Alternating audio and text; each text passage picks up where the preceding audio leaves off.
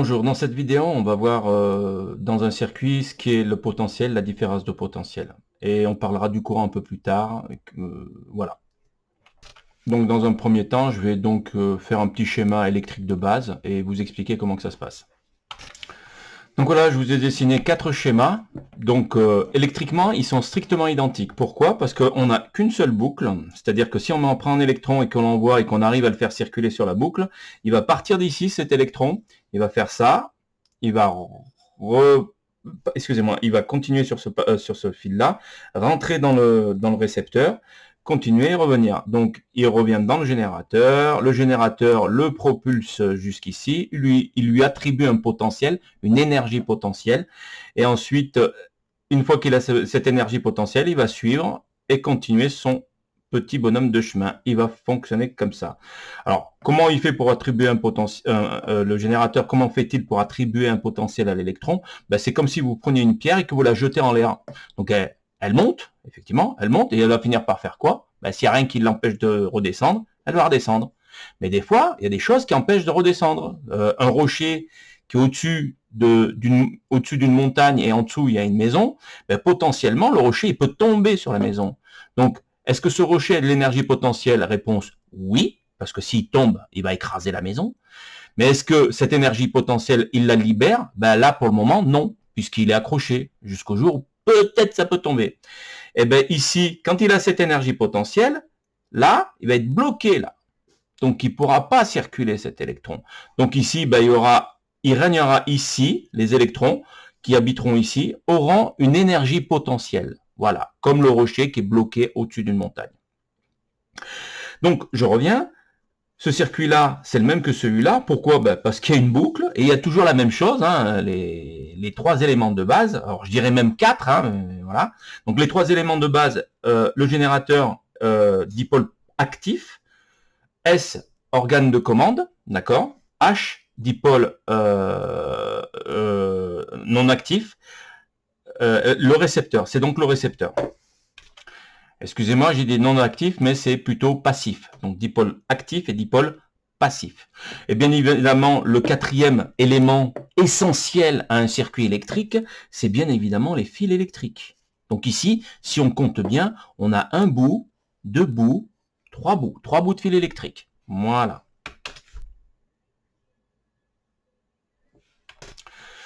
Donc pareil ici, hein, c'est le même circuit que là ou que là, hein, d'accord? Même là. C'est le même circuit. Pourquoi? Ben, il y a une seule boucle. Une seule boucle. L'important, c'est ça. C'est la boucle. Alors, donc, généralement, des fois, on le dessine comme ça ou comme ça. Enfin, voilà. Mais le plus utilisé, ça va être celui-là. Donc, moi, je vais refaire celui-là et on va étudier ce qui se passe au niveau des potentiels et différences de potentiel. Donc, voilà, j'ai un circuit. Vous comprendrez bien que si j'appuie sur le bouton poussoir S ici, en appuyant, je vais mettre en contact cette partie-là avec cette partie-là, et à ce moment-là, la boucle est bouclée. Et si la boucle est bouclée, le courant peut circuler. Et donc mon récepteur H va s'éclairer. Qui va générer le courant? C'est donc le générateur. C'est lui qui a la capacité de générer le courant, et c'est lui qui a la capacité d'imposer les potentiels. Donc, les différences de potentiel. Donc, tout à l'heure, je vous ai parlé, je vous ai dit, ouais, un électron, on va lui attribuer un potentiel. Ensuite, s'il peut tomber, s'il peut chuter, on parle de chute de potentiel, eh ben, il va circuler, comme le rocher qui est au-dessus d'une maison. Donc, tant qu'il est coincé, il bouge pas, mais le jour où, pour une raison X ou Y, un tremblement de terre ou quoi que ce soit, ça le fait bouger, ben, à ce moment-là, le rocher se met à rouler, et l'énergie potentielle qu'il a emmagasinée mécaniquement ici, hein, on est d'accord, hein, c'est dû au poids du rocher. On est d'accord? Ben, il va rouler, il va écraser la maison. Maintenant, là, pour l'électron, son poids, c'est pas énorme. C'est vraiment infime. Mais c'est la quantité, j'ai bien dit la quantité d'électrons qui va faire la force d'un courant. D'accord? Donc là, si on fait rien, les électrons ne circulent pas. La chaîne n'est pas bouclée. Si elle n'est pas bouclée, il n'y a aucune raison que lui fonctionne. Alors maintenant, on va expliquer pourquoi il ne fonctionne pas. Donc le générateur, il est là, il fonctionne très bien, mais comme on n'a pas appuyé sur S, lui ne fonctionne pas. Enfin, la lampe ne s'éclaire pas, le voyant ne s'éclaire pas. Alors maintenant, quels sont les potentiels qui sont installés? Je sais que c'est le générateur qui va générer ces potentiels, ces différences de potentiel. On parle de potentiel et de différence de potentiel. On verra, on mettra un petit peu le point là-dessus. Alors, lui, il va générer un potentiel. Maintenant, si c'est une pile de 20 volts, 12 volts, ce que vous voulez, il va générer un potentiel ici, le plus haut potentiel qu'il a. Et puis là, généralement, c'est le potentiel bas du générateur. Par définition et par convention, on prend toujours un potentiel, un générateur, une batterie de 12 volts. On considérera que le moins, c'est la masse, donc il sera à 0 volts. Et le plus, ça sera le potentiel haut, il sera à 12 volts. Bon, supposons qu'ici, j'ai une batterie de 12 volts. Donc lui, il va fonctionner sur 12 volts. Ah oui, il faut qu'il y ait une égalité entre la tension générée par le générateur et la tension d'utilisation du récepteur. À 15% près, il faut que ça soit la même chose. On va pas rentrer dans les détails. Nous, on va dire qu'il faut que ça soit la même chose. Si j'ai un générateur de 12 volts, il me faut une lampe de 12 volts. On est d'accord? Donc maintenant, je vais donc dessiner les potentiels hauts et les potentiels bas. Pour cela, je vais prendre des stylos. Je peux prendre n'importe quelle couleur. Hein, c'est pas le problème. Hein. On choisit la couleur qu'on veut. Attention, l'état électrique d'un fil, ce n'est pas la couleur du fil. On est d'accord? J'insiste là-dessus. Généralement, dans le bâtiment, on prend les couleurs de phase, on prend le rouge, le noir, le marron, l'orange et le violet. Excusez-moi, j'avais eu un trou. Ensuite, pour le retour, on a décidé que ça serait le bleu, c'est tout. La couleur du fil, elle serait bleue. Mais attention, généralement, le bleu porte le potentiel bas, c'est-à-dire le neutre, le 0 volt. Et les 5 couleurs que je vous ai données, hein, noir, rouge, orange, violet et marron, eux peuvent porter le potentiel haut. Ce qui est sûr, c'est qu'on a fixé que le rouge, lui, il le porterait tout le temps. Lui, on est sûr que le rouge sera toujours à 220 volts pour une lampe dans le bâtiment. On est d'accord? Les autres, ils peuvent être à 220 ou ne pas être à 220. Donc là, on a le cas. Maintenant, s'il fallait mettre des fils, si on était à la maison et qu'il fallait mettre des fils, celui-là serait rouge, puisqu'il porterait toujours le potentiel le plus haut. Celui-là, il serait noir, marron, violet, tout ce que vous voulez, les autres. Hein, et celui-là serait bleu. Ici, je ne parle pas de la couleur des fils. Je parle bien de l'état électrique. On choisit ce qu'on veut. Généralement, je prends rouge pour le potentiel haut. Attention à ne pas confondre avec le fil, la couleur du fil, hein, ça n'a rien à voir. Et puis, bleu pour le potentiel bas. Maintenant, si ça vous va pas, vous prenez la couleur que vous voulez, moi, ça ne me dérange pas. Donc, moi, je vais prendre rouge et bleu. Donc, maintenant, où est-ce qu'il est le potentiel haut? Je sais qu'il règne ici, c'est lui qui va l'imposer. Il est là, à la sortie. Et ici, c'est un fil électrique. Un fil électrique, il a pour particularité, en théorie, un fil électrique, sa résistance électrique, elle est de 0. C'est pour ça qu'on prend un fil électrique. Parce que s'il avait une résistance, ça ne marcherait pas, ça ne serait pas intéressant. Donc, elle est de 0, elle est proche de 0. Parce qu'en réalité, elle n'est pas tout à fait égale à 0, voilà. Mais on veut quelque chose proche de 0, voilà. Elle n'est pas égale à 0 parce que des fois, vous avez des fils électriques qui chauffent. Bon, comme ils chauffent, ils ont une résistance. Mais là, nous, on va dire qu'elle est proche de 0. Donc, ça veut dire que si ici, il y a un potentiel de 12 volts, à la sortie, le fil électrique ne créant pas de chute de potentiel, il n'en crée pas. C'est-à-dire qu'à côté de ce fil, il y a encore 12 volts. À côté de ce fil, il y a encore 12 volts. À côté de ce fil, il y a encore 12 volts. Au bout de ce fil, il n'en crée pas de chute de potentiel. C'est-à-dire que le potentiel à l'entrée, c'est le même que le potentiel à la sortie. Conclusion, on aura 12 volts ici tout le long. Voilà. Donc là, on sera en rouge tout le long. D'accord? Électriquement, ce fil, il porte le potentiel 12 volts. Voilà. Maintenant, on va s'intéresser au potentiel bas, le potentiel 0. Eh bien, il est né ici. Il prend naissance ici. Qui lui donne naissance? C'est le générateur. Alors, un générateur, ça peut être un générateur chimique, magnétique, enfin ce que vous voulez, c'est pas un problème. Donc, nous ici, il prend. Alors, ce fil-là, ici, pareil, il ne crée pas de chute de potentiel. Donc, cette portion-là, elle sera au même potentiel que, et ainsi de suite. De part en part, et ainsi de suite. Par dichotomie, on aura tout ça, tout ce fil-là, qui est au potentiel 0 volt. Alors, attention, je vais le marquer, le 0 volt. Petite subtilité, un potentiel, je l'ai dit en cours, je le redis, un potentiel, c'est une onde. Elle se propage. Elle se propage dans quoi? Eh bien, dans des conducteurs. Alors, ici, l'onde de 0 va se propager jusqu'ici. Dans l'hypothèse où la lampe ici est en filament, j'ai bien dit en filament. Donc je vais dessiner le filament de la lampe. Je vais le dessiner en rouge pour que vous le voyez. Voilà. Un filament, par définition, est conducteur. Donc le potentiel 0 qui arrive ici à l'entrée, eh ben, il va se retrouver là, il va se retrouver là, il va se retrouver là, il va se retrouver là, il va se retrouver là. Conclusion, il va se retrouver à la sortie. Donc il va se propager. Attention, je n'ai pas dit circuler, j'ai bien dit propager. C'est une onde. Donc ben, je reprends mon stylo bleu et je dis ben, il va se propager le long. Oh, il arrive ici. Mais qu'est-ce qu'il y a ici? Il y a un fil. Conclusion, ce fil-là ne va pas propager, ne va pas créer une chute de potentiel. Conclusion, le potentiel qui est ici, qui vaut 0, ben, il va se propager tout le long de ce fil. Voilà. Maintenant, l'état électrique de mon circuit, c'est qu'ici, j'ai un potentiel haut sur ce fil-là, et tout le reste, j'ai un potentiel bas, le potentiel 0. Maintenant, vite fait, on va faire des différences de potentiel. On note U, c'est pas moi qui ai décidé, c'est comme ça.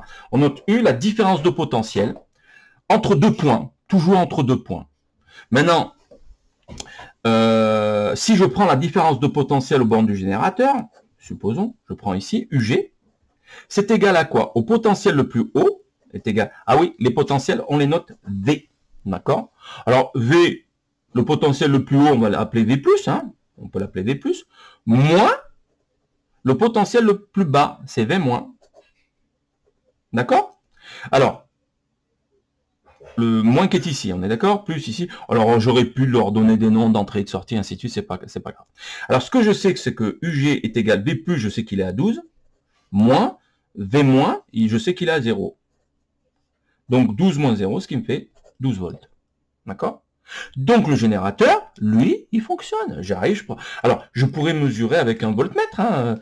Alors un voltmètre, qu'est-ce que je ferais? Alors là, j'ai dessiné la tension avec une flèche, un vecteur généralement. On appelle ça UG, excusez-moi, UG, voilà. On peut l'appeler UG, c'est ce que je veux.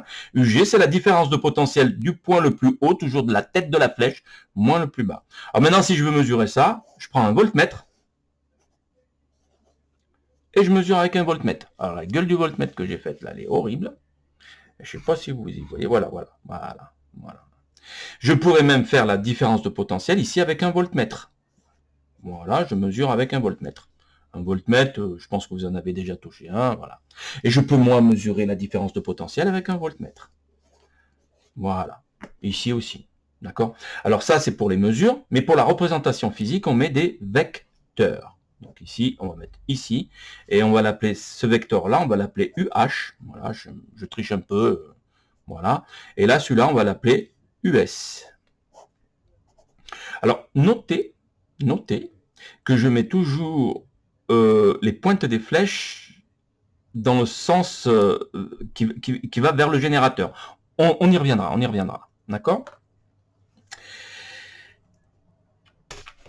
Alors maintenant, alors ici j'ai numéroté les entrées-sorties de chaque organe. Alors ici pour le bouton S, alors c'est un U ici, hein, excusez-moi, US, et là c'est le 3 et le 4. Et là c'est X1 et X2 pour le générateur. Pour faire vite, eh ben, si on veut calculer US, on fait la différence de potentiel à l'entrée de S, donc ici ça sera V3. Alors, comme c'est 2S, je ne vais pas rajouter V3 de S. Hein. C'est le potentiel en V3 moins le potentiel en V4. Alors, au cas où vous seriez bigleux, on voit bien que le potentiel en 3, c'est le même que le potentiel ici, c'est-à-dire 12. Moins le potentiel en V4. Et le V4, c'est le potentiel 0 qui s'est propagé jusqu'ici. Mais nous, on le prend là, on est d'accord. Mais il est là, hein, à l'intérieur. Hein, on ne le voit pas, mais il est là à l'intérieur. Donc ici, V4, il vaut 0. Et 12 moins 0, ce qui fait 12 volts. C'est le même potentiel qu'ici. Voilà. Maintenant, attention, on va calculer UH. UH égale quoi? Le potentiel en X1 à l'entrée du récepteur, moins le potentiel à la sortie du récepteur, Vx2. Alors, Vx1 égale quoi? Ben, ici, il y a quoi comme potentiel? 0 volts, moins le potentiel à l'entrée, excusez-moi, à la sortie. Ça, c'est l'entrée, ça, c'est la sortie. J'ai pas le droit de mettre un V ici, excusez-moi. J'ai fait une erreur là. Alors, 0 moins 0. 0 moins 0, ça fait 0 volts. D'accord. Là, j'ai le droit de mettre l'unité. D'accord? Conclusion. Le récepteur, lui, est-ce qu'il est soumis à une différence de potentiel? Ben, UH, il fait 0 volts. Ça veut dire que le potentiel des électrons qui règne ici, le potentiel qu'ont les électrons ici, c'est le même qu'ici. Ils bougent pas. Enfin, voilà, ils ont le même potentiel. Donc, s'ils ont le même potentiel, la différence de potentiel, elle est de 0. Les électrons ne peuvent pas circuler. D'accord? Ils ne circulent pas. Donc, il n'y a pas de courant. Voilà. Alors maintenant, ici, quelle est la différence de potentiel aux bornes de l'interrupteur, organe de commande? On a bien 12 volts. Mais ici, les électrons ne circulent pas parce que c'est un organe de commande. On a bien une coupure ici. Donc les électrons ne peuvent pas passer. Maintenant, cette fois-ci, je vais appuyer sur le bouton pour le prochain schéma. Et on va voir ce qui se passe. Donc, fiche 98, pour un contact normalement ouvert, quand on appuie dessus, on met un triangle noir, noirci, enfin rempli. Alors, on va dire, voilà. Donc, il faut qu'il soit rempli. Alors, s'il est vide, ça veut dire autre chose. Hein. Vous n'avez pas le droit de faire ça, par exemple. Ça veut dire autre chose. S'il n'est pas noirci à l'intérieur, ça veut dire autre chose. On verra ça plus tard.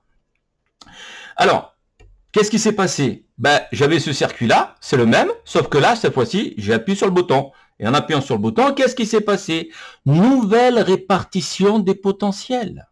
Donc le potentiel qui était coincé ici, qui ne pouvait pas se propager, tout à coup, il a un chemin. Il peut se propager. On est d'accord? Donc, on va prendre toujours le rouge, hein, c'est le même. Hein. Attention, c'est pas la couleur du fil. Hein, parce que là, si on avait fait la couleur du fil, celui-ci serait rouge, celui-ci serait bleu, celui-ci serait bleu. Non, c'est bien l'état à l'intérieur des électrons qui constituent le fil électrique. Soit ils sont au potentiel haut, soit ils sont au potentiel bas. Ou à un autre potentiel, on verra un peu plus tard. Donc ici, ben, comme d'hab, hein, potentiel haut ici. Mon fil ne crée pas de chute de potentiel parce que sa résistance elle est égale à 0. Donc le potentiel va se propager partout. Hein, ça va de partout. Hein, c'est pas uniquement... Voilà, il se propage, il se propage, il se propage. Jusqu'ici. Ah, tout à coup, il arrive sur un récepteur. La question à 100 balles, c'est y a-t-il un autre fil de l'autre côté? Si oui, ben naturellement, eh ben les potentiels vont s'installer naturellement, potentiel haut à l'entrée du récepteur et potentiel bas à la sortie du récepteur. C'est notre cas. Donc nous, de l'autre côté, on a bien évidemment le potentiel bas qui s'est propagé jusqu'ici. Alors qu'est-ce qu'on constate? On constate que le potentiel haut a repoussé le potentiel bas qui était ici jusqu'à sa place naturelle. Regardez, elle était là, d'accord? Maintenant, si on trace, alors on note avec les vecteurs, vous pouvez prendre un voltmètre pour le mesurer, hein. Je ne vais pas chercher un voltmètre, mais... Donc je préfère vous en montrer un. Voilà un multimètre. Alors pourquoi multimètre? Ben, vous voyez, là il fait voltmètre alternatif, voltmètre continu, oméga, excusez-moi, résistance, détecteur de continuité ou bien vérificateur de LED et ainsi de suite.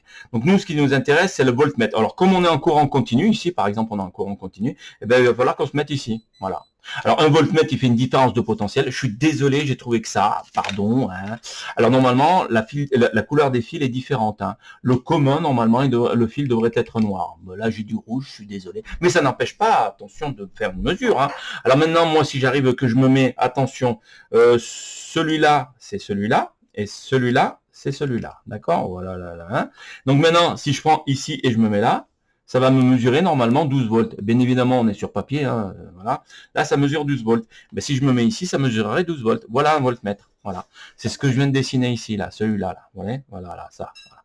Maintenant, si je veux mesurer ici, là, je vais mesurer 0. Pourquoi? Parce que lui, il fait la différence. Il va prendre le potentiel d'ici, moins le potentiel d'ici. Sauf que le potentiel ici, il est à 12, et l'autre, ici, il est à 12. Et 12 moins 12, bah, 0. Voilà, tout simplement. Alors, si je me mets ici, là il y a 12 et là il y a 0. 12 moins 0 égale 12. Et à ce moment-là, comme c'est un récepteur, il y a une chute de potentiel au cas où vous ne l'aurez pas remarqué, puisque je rentre avec 12 volts et je ressors avec 0. Conclusion, les volts, ils ont chuté. On est d'accord? Les électrons ont perdu de leur potentiel en chutant. Ils ont dissipé de l'énergie. C'est comme le rocher. Il est là-haut sur la montagne, il descend, il descend. S'il y a quelques arbres, tant mieux pour la maison. S'il n'y en a pas, ben, ça va être la merde. Enfin, ça va être S'il y a quelques arbres, eh ben, le rocher va être plus ou moins freiné par les arbres, mais s'il est suffisamment gros, il finira par arriver sur la maison, c'est clair. Hein, d'accord? Ben, ici, c'est la même chose. Donc, le rocher va tomber, enfin, les électrons vont tomber le long du filament. Et ils vont arriver ici. Et arriver ici, ils n'ont plus de potentiel. Ils sont, on va dire, à l'arrêt. Mais ils peuvent, dans un circuit, recirculer, reprendre du potentiel. Puisque lui, le générateur, va récupérer les électrons qui sont au potentiel zéro, les attirer, leur donner un autre nouveau potentiel, et ainsi de suite. Comme une pompe à eau, pour ainsi dire, presque. Même pas comme ça. Voilà, je vous ai fait les calculs. Ici, UG, le générateur, c'était la même chose. Hein. La différence de potentiel, c'est toujours la sortie moins l'entrée pour un générateur.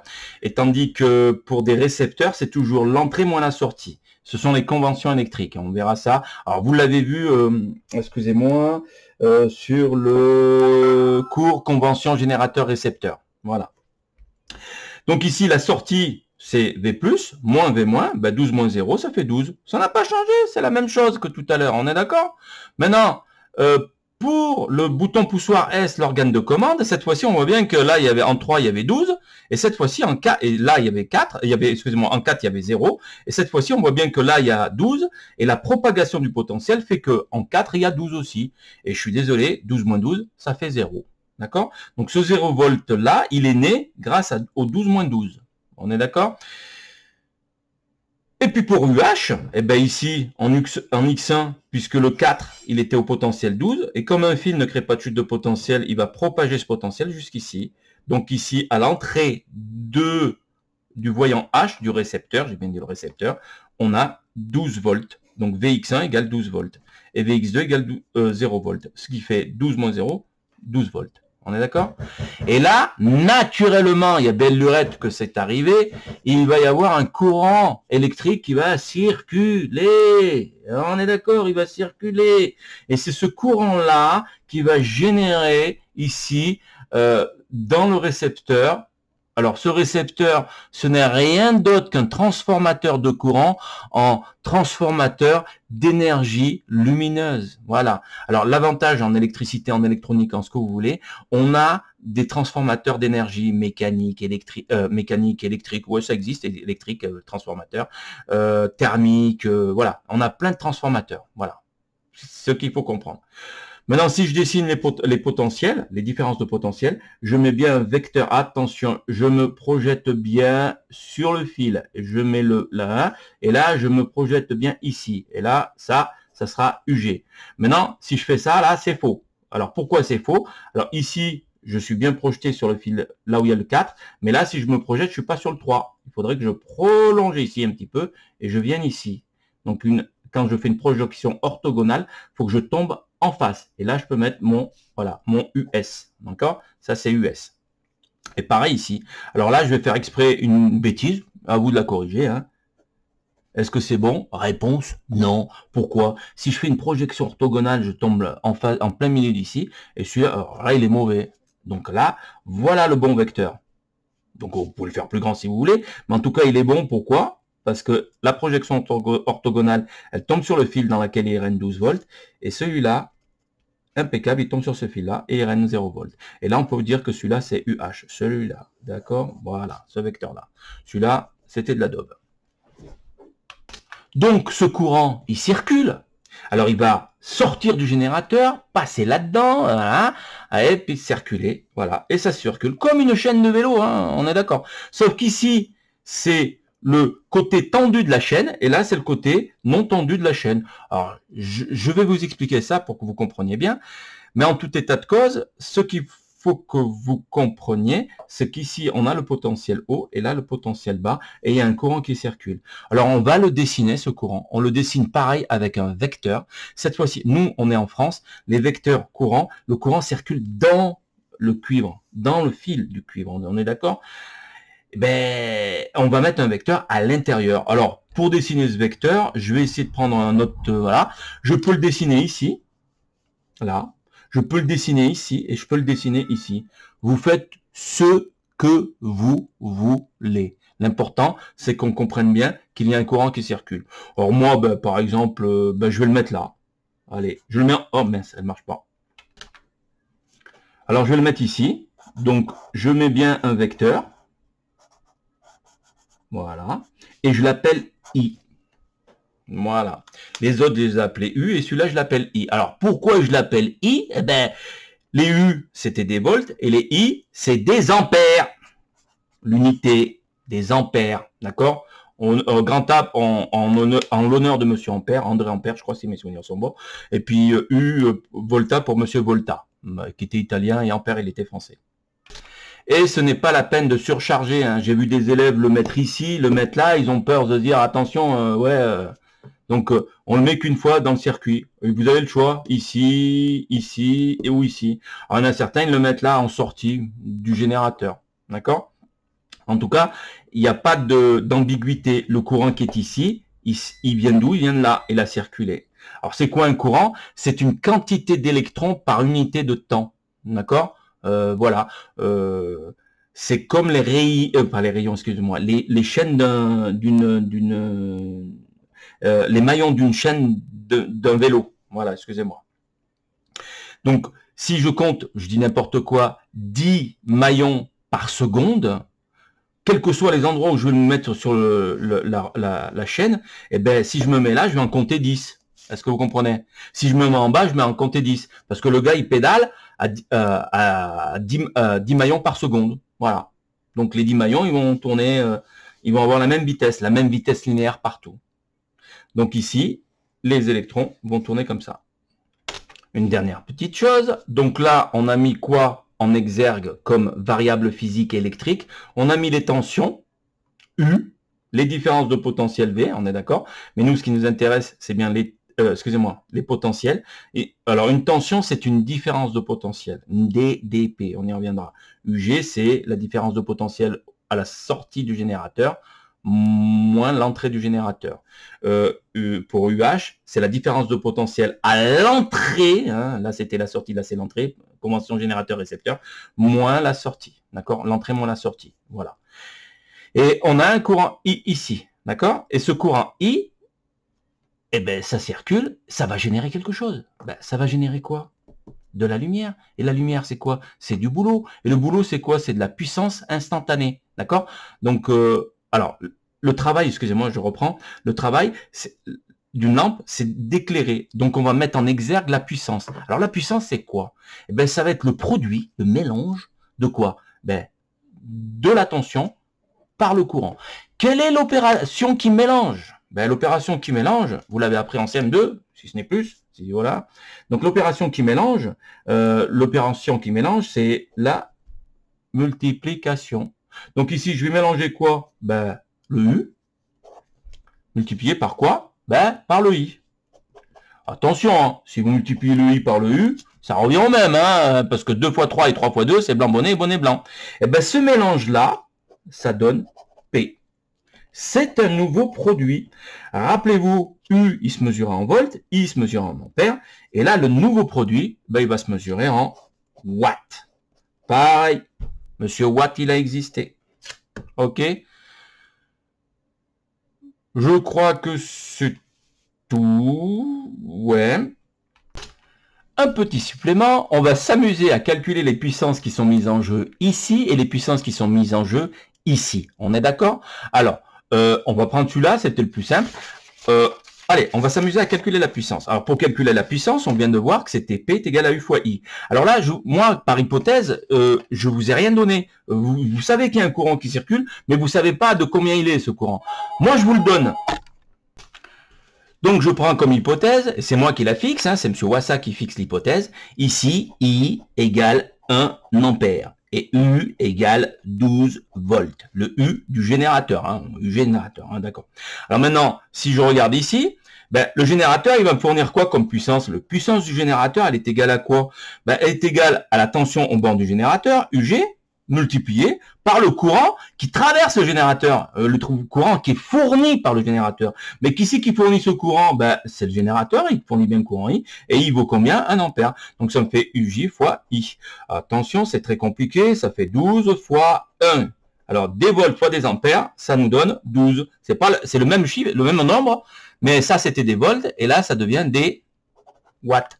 Pourquoi? Ben, des volts fois des watts, des volts fois des ampères, ça donne des watts. On est d'accord? Oh, on va calculer la puissance générée par l'interrupteur, enfin l'organe de commande. On est d'accord? Alors, UP2P2S, hein, il s'appelle S, est égal à quoi? Eh bien, US, à ce moment-là, au moment où on regarde, hein, US fois quoi? Le courant qui passe dedans. Et le courant qui passe dedans, c'est I. Alors, notez que I passe dans tous les organes. On est d'accord? Alors, attention, c'est très compliqué. US égale à quoi? Ben, ici, on avait 12 et la 12. La différence de potentiel, je crois qu'on l'avait calculé ici, c'était 0. Attention, ça fait 0 fois 1. 0 fois 1, 0 étant l'élément absorbant dans la multiplication. 0 fois 1, ça fait 0, 0 quoi? Watt. On est d'accord? Attention, on va maintenant, cette fois-ci, on va faire pH. pH égale quoi? Eh bien, elle est égale à quoi? Eh bien, à UH multiplié par I. C'est toujours le même I, hein? C'est toujours le même I. Sauf que UH, cette fois-ci, fait toujours 12. D'accord? On l'avait calculé là. On est d'accord? 12. 12 fois quoi? Fois 1. Ce qui fait 12 watts. Eh bien, ici, le récepteur consomme ce que le générateur fournit. Donc ici, le générateur peut fournir ce que demande le récepteur. Attention, c'est très important ça. Si votre récepteur demande 12 watts et qu'il peut le fournir, il fournit. Donc lui, par exemple, si on a un générateur, par exemple, je dis n'importe quoi, mais rapide, hein, une batterie, ça peut fournir jusqu'à 3 kW. 3 kW, voire même plus. Ben, est-ce qu'elle peut fournir 12 watts? La réponse est oui, hein, d'accord? Maintenant, si vous mettez 10 démarreurs sur une batterie, ben, les 10 démarreurs, ils vont demander, je dis n'importe quoi, 1 kW chacun. 1 kW fois 10, ça fait 10 kW. Lui, il en fournit que 3. Ben, il y en a un qui va se mettre à genoux. Hein. Ça sera le générateur. Vous allez bousiller votre batterie. D'accord? Il ne faut pas que les démarreurs démarrent en même temps. Ben, à ce moment-là, est-ce que la batterie peut faire démarrer chacun des démarreurs? Différemment. Réponse, oui. En réalité, si on dit qu'il peut fournir 3 kW et que les démarreurs en absorbent un chacun, elle pourrait faire démarrer 3 démarreurs en même temps. Mais pas les 10. Donc on ferait un circuit électrique pour que on démarre 3 par 3 ou 1 par 1. En tout cas, faut s'arranger pour pas que ça absorbe plus de 3 kW. Tout simplement. On reprend le circuit de départ et on va s'amuser à calculer la puissance qui est générée à l'instant où on regarde ça. On est d'accord? Alors ici, petite subtilité, S, le bouton poussoir S, il est à 0 puisque j'ai pas appuyé dessus. Allez voir la fiche 98 qu'on a faite ensemble, hein, normalement. Et là, S, il est égal à 1 puisque j'appuie dessus. D'accord? Voilà. Fiche 98, rappelez-vous. C'est celle-ci pour rappel. Voilà. Donc, on va s'amuser à calculer la puissance qui est fournie ou générée dans ce circuit avec S égale 0. Là, c'était S était égal à 1. Excusez-moi. S était égal à 1. On a vu quoi? Eh bien, que le générateur fournissait 12 watts. D'accord? Le générateur fournissait 12 watts et que le récepteur consommait les 12 watts. Et bien évidemment, l'interrupteur, lui, ça devient un fil. Il consomme rien du tout, hein, 0 watts. Hein. Alors, c'est faux dans l'absolu, on verra que ça chauffe un petit peu, mais ça, voilà, pour nous, voilà, c'est très bien, d'accord? Donc, voilà. Alors maintenant, la question à 100 balles, c'est est-ce qu'il y a de l'énergie là-dedans? Est-ce qu'il y a de la puissance qui est générée, donc de l'énergie, du travail? Bah, si on regarde bien, le courant, il vaut combien? Le circuit étant ouvert, il vaut combien? Bah, il vaut 0. Hein. Alors, le courant, je l'ai dessiné ici, hein, mais là, le courant qui sort ici, à l'instant où je regarde, I qui sort, il vaut combien? Ben, il vaut 0 ampère. Il n'y a rien qui circule. Alors pourquoi il vaut 0 ampère? Parce que là, il s'est coupé. Conclusion, c'est comme si vous coupiez une chaîne de vélo et que vous pédaliez. Ben, je suis désolé, si la chaîne de vélo elle est coupée, vous pouvez pédaler pendant 100 ans, vous bougerez pas, hein, puisque la chaîne étant coupée, ça ne marche plus, tout simplement. Alors, si I vaut 0, attention les calculs. On va calculer la puissance du générateur. PJ égale, toujours 12 volts, hein, il y a toujours 12 volts au bord du générateur. Cette fois-ci, le courant qui le traverse, ben, il n'y a rien qui le traverse, puisque 0. D'accord? Il fournit rien du tout. Il fournit 0 volts, 0 ampères, excusez-moi, oh là là. Donc 12 fois 0, 12 volts fois 0 ampères est égal à 0 watts. Oh là là. Alors maintenant, ici, US, il vaut combien? Alors PS égale quoi? Ah, on voit qu'il y a 12 volts. Oh, oui, ok, 12 volts. Fois quoi? Ben, le courant qui passe dedans. Ben, je suis désolé, il n'y a rien qui passe. Hein. Voilà. Alors ça fait 0 égale 0 watts. On est d'accord? Et pH égale quoi? Ben, la tension à ces bornes.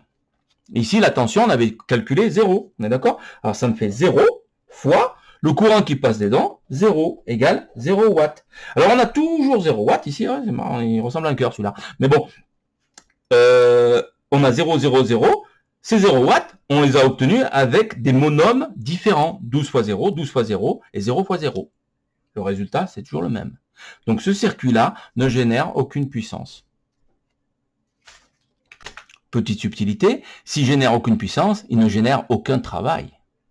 Le travail de quoi de la lampe, c'est quoi? C'est d'éclairer. Alors le travail et la puissance sont intimement liés. Je vous le dis. Tout à l'heure, on avait dit que P est égal à U fois I. Donc c'était le mélange. Alors ici, le multiplier, j'ai mis un point. On a le droit de marquer P est égal à U fois I et P est égal à UI. Voilà les trois notations qu'on accepte. Soit le point, soit la croix, soit rien du tout. Voilà.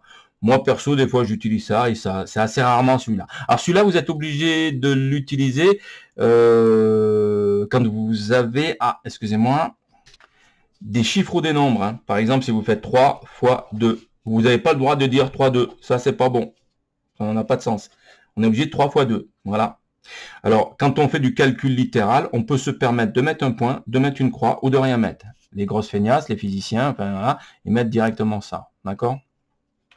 Donc, j'étais en train de vous dire que le travail, la puissance, c'est le travail par unité de temps. Quelle est l'unité de temps chez nous? On est dans le système sexagésimal, base 60. Il faut, quelle est l'unité de temps pour la montre? Hein? Vous la voyez, là, on est passé à 30, 31, 32. L'unité de temps, c'est la seconde.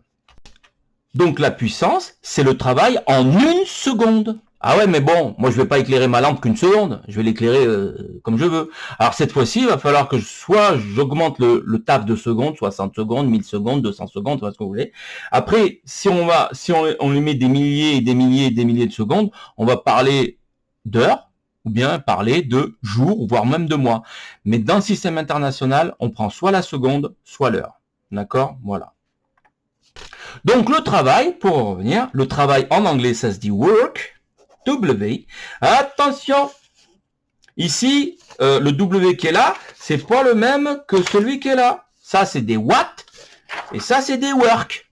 Et c'est work égal, et non pas 0 watts, égale 0 watts. Dans les watts, on aura un nombre ici, un nombre ou un chiffre, hein, ce que vous voulez, et puis des watts derrière.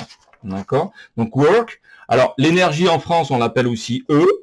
Vous pouvez l'avoir sur cette forme-là. Et je crois que c'est tout, hein, si je me plante pas. C'est égal à quoi? Eh bien, à la puissance, P, qui se mesure en watts, multiplié par le temps. Le temps T. Alors, de deux choses l'une, soit le temps est en secondes, on obtiendra des joules, soit le temps est en heures, on obtiendra des watts-heures. Et puis ici, l'énergie, c'est P fois T. Ça, c'est à l'anglaise, et ça, c'est à la française. Les mécanos, ah, mais ça c'est autre chose. Ils le notent T, le travail. Hein, voilà, ils ont le droit de le noter T. Mais T en anglais c'est torque, ça veut dire autre chose. Donc voilà, généralement nous on va utiliser soit W, soit E. Donc si T est en secondes, le travail va se mesurer en joules, c'est la nouvelle unité. Et si T est en heure, le travail va se noter watt pour la puissance, et heure. C'est ce que vous avez sur vos factures d'électricité, des watts-heures. Alors pourquoi ils les mettent en heure? Vous imaginez si vous facturez à la seconde, on ne serait pas sorti de l'auberge, hein, ça ferait des chiffres comme ça. Petite subtilité que je vous rappelle, ici je viens de faire quoi? J'ai pris des watts, je les ai mélangés avec quoi? Avec du temps, seconde ou heure. Hein. J'ai fait un mélange. Alors, quelle est l'opération qui mélange? C'est celle-là, c'est la multiplication. Et bien, si j'ai mélangé, j'obtiens un nouveau produit que je vais appeler ici le travail. Et si c'est un nouveau produit, il aura une nouvelle unité, soit le joule si je suis en seconde, soit les watts-heures si je suis en heure. Et c'est la base de l'élec. En sortant de seconde, vous devriez savoir ça. Donc avec ce que je viens de vous apprendre dans la vidéo, ben, vous pourrez faire la planche 112. Hein. Donc ici vous avez, alors j'ai pris ici, il s'appelle S1, là c'est H. Alors là, rappelez-vous, je fais un petit rappel parce qu'il y en a certains qui n'ont pas fait ELEC. Donc ça c'est la représentation de la phase, c'est le potentiel O, d'accord? Ça représente la phase et ce fil est donc au potentiel O. On est d'accord? Et ça représente le neutre. Alors pourquoi c'est le neutre? Parce qu'il y a le fil de phase. Alors le neutre c'est un fil actif comme la phase, hein. Tandis que la Terre n'est pas un fil actif. On est d'accord? Donc voilà. Alors le neutre, pourquoi? Parce qu'il y a un petit point noir ici. D'accord? Attention, il est bien rempli. Alors quand il vaut 0, H1, qu'est-ce qu'il fait? Et quand il vaut 1, H1, qu'est-ce qu'il fait? Alors H1, c'est lui. Hein, d'accord? 0, j'appuie pas, qu'est-ce qu'elle fait? Et puis ainsi de suite. Alors ici, c'est bien l'état binaire qu'il nous faut.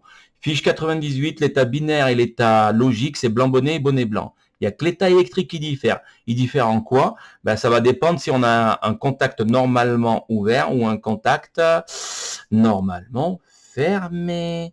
Donc, à partir de tout ce que vous avez comme information dans la vidéo, vous devriez me remplir ça. C'est pour ça que je vous ai demandé d'amener des fils de couleur. Donc là, ben, vous décidez de la couleur. Hein. Par exemple, soit rouge, soit bleu. Enfin, vous faites ce que vous voulez. Hein, vous êtes free. Hein. Et là, pour représenter le potentiel bas, vous mettez une autre couleur. Et là, après, vous dessinez les potentiels qui se propagent. Attention, hypothèse forte, tout ça, c'est bon. Hein. La lampe, elle est bonne et tout ça. D'accord? Et ensuite, ici, ben, pareil. Là, vous dessinez les vecteurs. UI, ainsi de suite.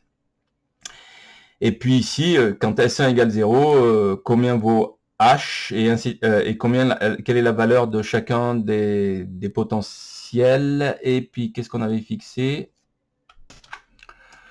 Alors ici la tension totale, la tension ici totale, allez, par exemple on va prendre la tension qui sort d'un Arduino Uno. Alors on va dire que le Arduino Uno, sa tension de sortie elle est de 5 volts. Donc là vous mettez 5 volts. Là aussi 5 volts, et vous gardez les 5 volts partout. On est d'accord? Et à partir de là, amusez-vous à remplir tout ça tout seul en autonomie, et je ramasserai. Je vous remercie.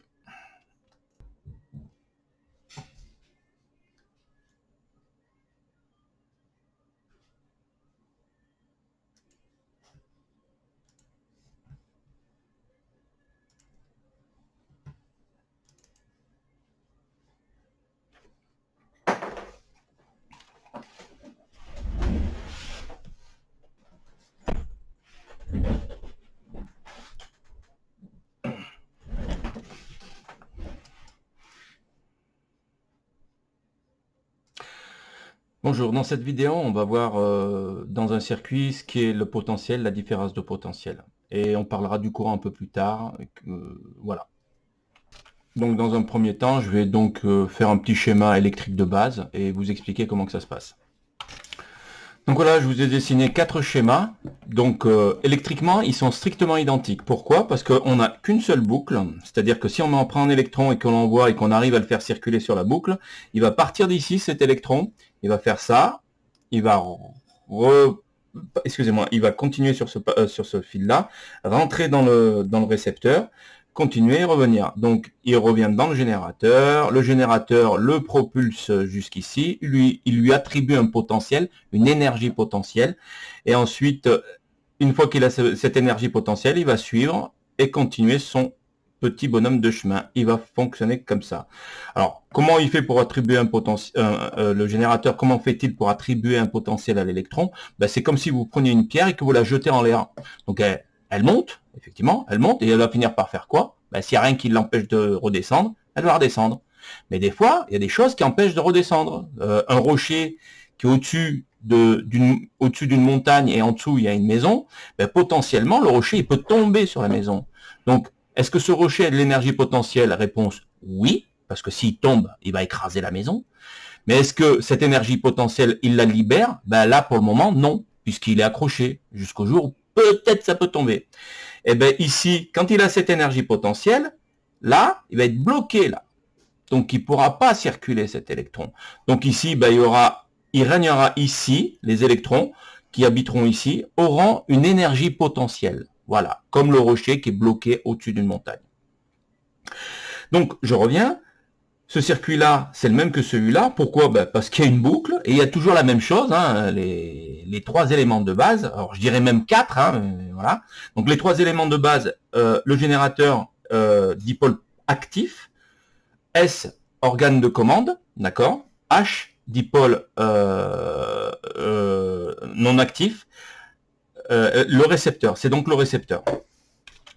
Excusez-moi, j'ai dit non actif, mais c'est plutôt passif. Donc dipôle actif et dipôle passif. Et bien évidemment, le quatrième élément essentiel à un circuit électrique, c'est bien évidemment les fils électriques. Donc ici, si on compte bien, on a un bout, deux bouts, trois bouts de fils électriques. Voilà.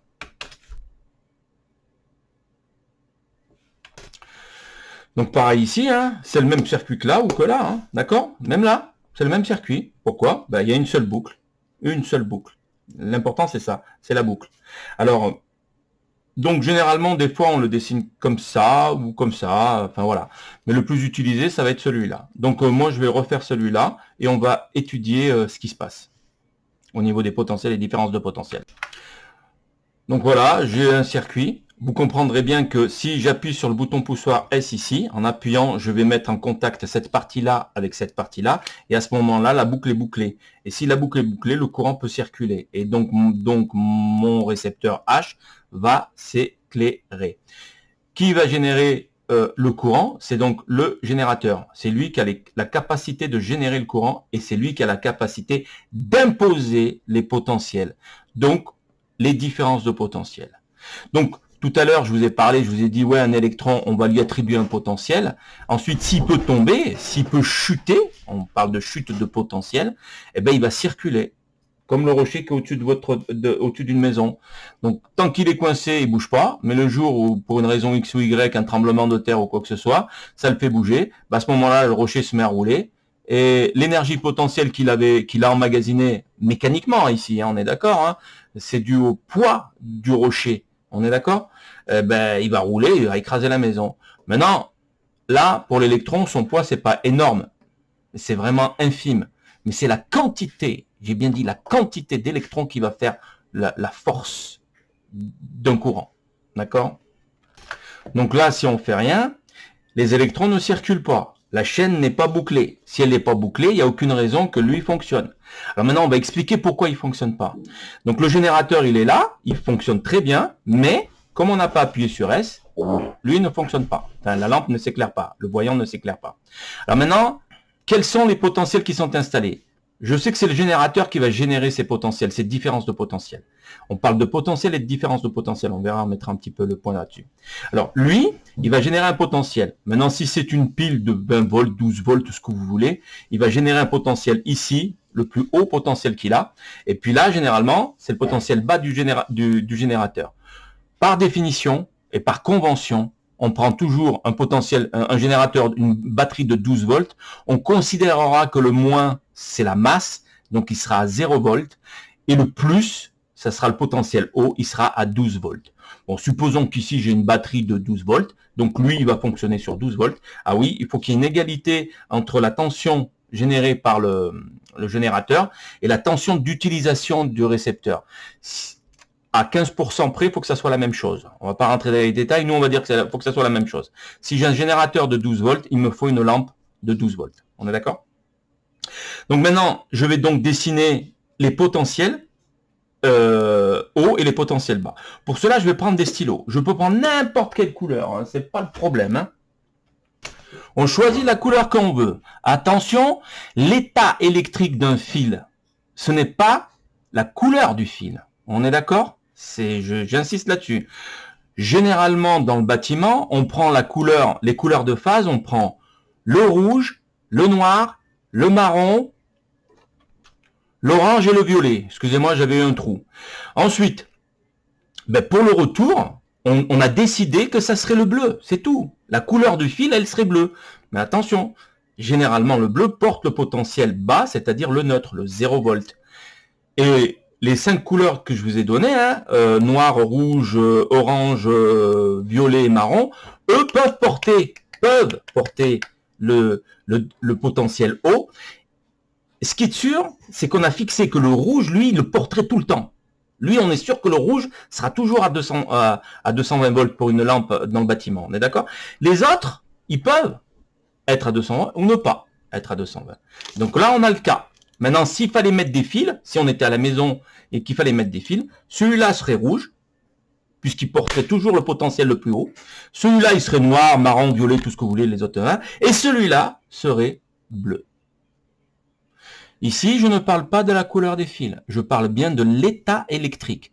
On choisit ce qu'on veut. Généralement, je prends rouge pour le potentiel haut. Attention à ne pas confondre avec le fil, la couleur du fil, hein, ça n'a rien à voir. Et puis, bleu pour le potentiel bas. Maintenant, si ça vous va pas, vous prenez la couleur que vous voulez, moi ça me dérange pas. Donc moi, je vais prendre rouge et bleu. Donc maintenant, où est-ce qu'il est le potentiel haut? Ben, je sais qu'il règne ici, c'est lui qui va l'imposer. Il est là à la sortie. Et ici, c'est un fil électrique. Un fil électrique, il a pour particularité, en théorie, un fil électrique, sa résistance électrique, elle est de 0. C'est pour ça qu'on prend un fil électrique. Parce que s'il avait une résistance, ça ne marcherait pas, ça ne serait pas intéressant. Donc, elle est de 0, elle est proche de 0. Parce qu'en réalité, elle n'est pas tout à fait égale à 0. Voilà. Mais on veut quelque chose proche de 0. Voilà. Elle n'est pas égale à 0 parce que des fois, vous avez des fils électriques qui chauffent. Bon, comme ils chauffent, ils ont une résistance. Mais là, nous, on va dire qu'elle est proche de 0.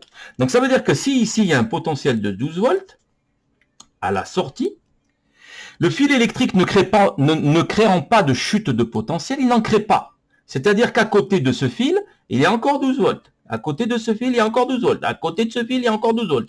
Au bout de ce fil, il n'en crée pas de chute de potentiel. C'est-à-dire que le potentiel à l'entrée, c'est le même que le potentiel à la sortie. Conclusion, on aura 12 volts ici tout le long. Voilà. Donc là, on sera en rouge tout le long. D'accord? Électriquement, ce fil, il porte le potentiel 12 volts. Voilà. Maintenant, on va s'intéresser au potentiel bas, le potentiel 0. Eh bien, il est né ici. Il prend naissance ici. Qui lui donne naissance? C'est le générateur. Alors, un générateur, ça peut être un générateur chimique, magnétique, un peu ce que vous voulez, c'est pas un problème. Donc, nous ici, il prend. Alors, ce fil-là, ici, pareil, il ne crée pas de chute de potentiel. Donc, cette portion-là, elle sera au même potentiel que, et ainsi de suite. De part en part, et ainsi de suite. Par dichotomie, on aura tout ça, tout ce fil-là, qui est au potentiel 0 volt. Alors, attention, je vais le marquer, le 0 volt. Petite subtilité, un potentiel, je l'ai dit en cours, je le redis, un potentiel, c'est une onde. Elle se propage. Elle se propage dans quoi? Eh bien, dans des conducteurs. Alors, ici, l'onde 0 va se propager jusqu'ici. Dans l'hypothèse où la lampe ici est en filament, j'ai bien dit en filament. Donc, je vais dessiner le filament de la lampe. Je vais le dessiner en rouge pour que vous le voyez. Voilà. Un filament, par définition, est conducteur. Donc, le potentiel 0 qui arrive ici à l'entrée, eh bien, il va se retrouver là, il va se retrouver là, il va se retrouver là, il va se retrouver là, il va se retrouver là. Conclusion, il va se retrouver à la sortie. Donc, il va se propager. Attention, je n'ai pas dit circuler. J'ai bien dit propager. C'est une onde. Donc, ben, je reprends mon stylo bleu et je dis, ben, il va se propager le long. Oh, il arrive ici. Mais qu'est-ce qu'il y a ici? Il y a un fil. Conclusion, ce fil-là ne va pas propager, ne va pas créer une chute de potentiel. Conclusion, le potentiel qui est ici, qui vaut 0, ben, il va se propager tout le long de ce fil. Voilà.